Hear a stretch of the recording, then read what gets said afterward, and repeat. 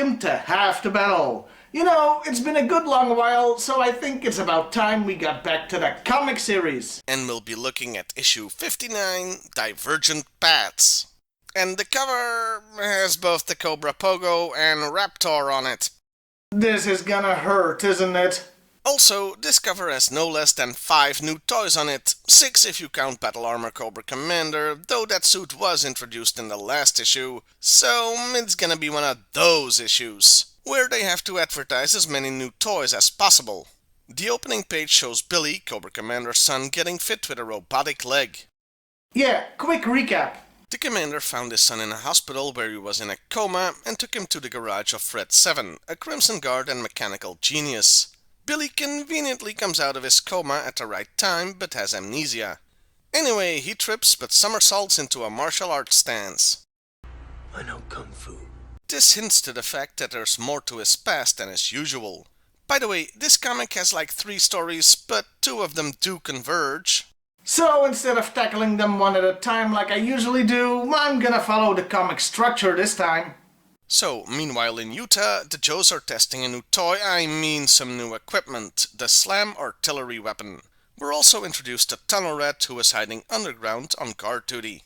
Back with Cobra, we're introduced to Raptor, and despite Fred's assurances that he's a great accountant and his birds do stuff, Cobra Commander is, let's say, unimpressed. He's a nutcase, right? I'm sick and tired of wackos in funny suits. You know, considering he's wearing his battle armor, he isn't exactly a fashionista either. I have the sneaking suspicion Larry Hama was speaking through the commander here. You have to feel for the guy. I mean, in this issue, he has to try to make that Pogo look good and Raptor look useful. Back with the Joes, they're complaining they haven't gotten paid since they move around so much, and the paperwork and checks take time to catch up with them. Tunnel Rat, though, has gotten a card that's both an ID and a bank card, so he can get his money at any time. Yeah, you have to remember this was the mid-80s, when these kind of cards were newfangled doohickeys. I still question the logic of why a top-secret military unit would have their logo on their cards, though. This fancy new technology does lead to a security flaw, as Raptor, eager to prove he's not just a weirdo in a birdsuit, good luck with that! Manages to track the payments to find the Joes. Meanwhile, they are meeting up with another new character, Outback, who's testing new survival equipment and warns them to not go any further. He explains that the road is too dangerous because of avalanches due to an early thaw. Also, all this fancy new survival equipment and food were crap, so he just lived off the land. That card Tunnel Rat was so proud of may be an Achilles heel though, as the bad guys found one Nicky Lee, Tunnel Rat's real name, and he had been assigned to the motor pool at the pit's location shortly before it blew up. And since he's got no mechanical skills, they figure he's a Joe, and they can track his payments to find them. And since this comic really needs a third storyline, we're gonna check in with Billy, who's gone to a martial arts dojo on nothing more than a feeling. Seeing the training, he starts to remember stuff about his past. Thanks to a helpful state trooper, the commander learns the Joes can take 3 possible routes.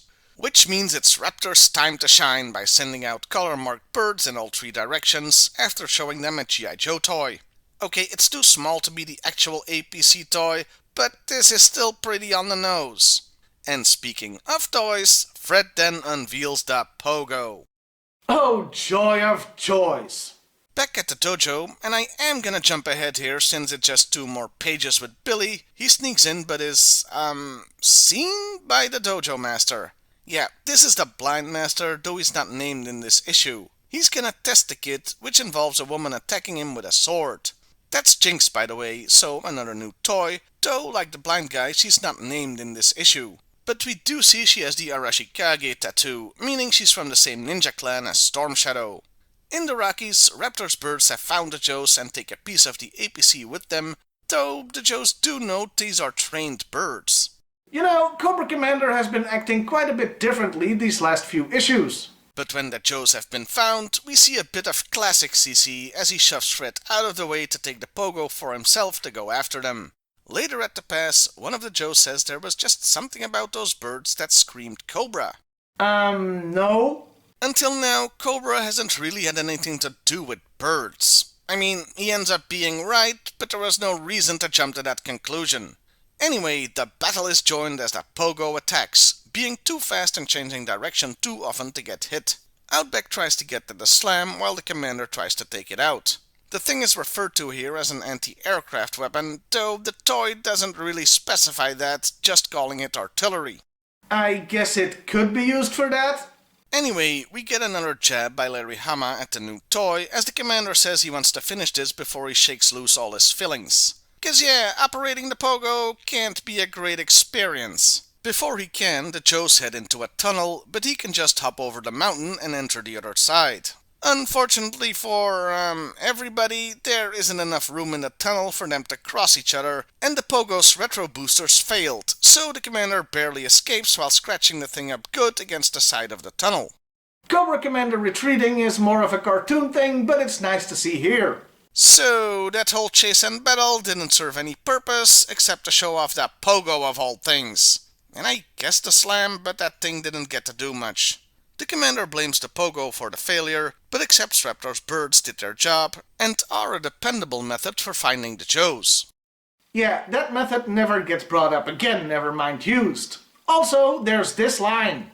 Knowing the location of the enemy is half the victory. Huh. And knowing is half the battle. G.I.Joe! Yeah, I see what you did there.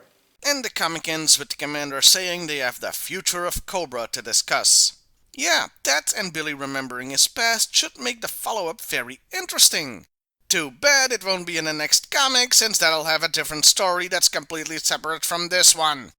Since we have toys to sell, by golly. And that was Divergent Paths. How was it? Well, it introduced a Pogo and Raptor, so, I wasn't really a fan. Look, most of the time the comic manages to show off new toys while still being able to tell a good story and keep the overall plot going, but here the issue really did suffer from having the new toy shoved in. They tried their best. At least the Pogo didn't hop around on its legs, but was more of a flying machine. That's something, right? Still, Outback and Tunnel Rat were good, and finally continuing Billy's story looks promising, so things can only get better. And like I said at the beginning, you really have to feel for Larry Hama sometimes, being forced to try and make lemonade out of some of these lemons. Well, I'll see you next time, everybody. And hey, why not like, share, and subscribe if that's your thing? The bad, the bad, the bad. The bad's a winner when the bad is a win.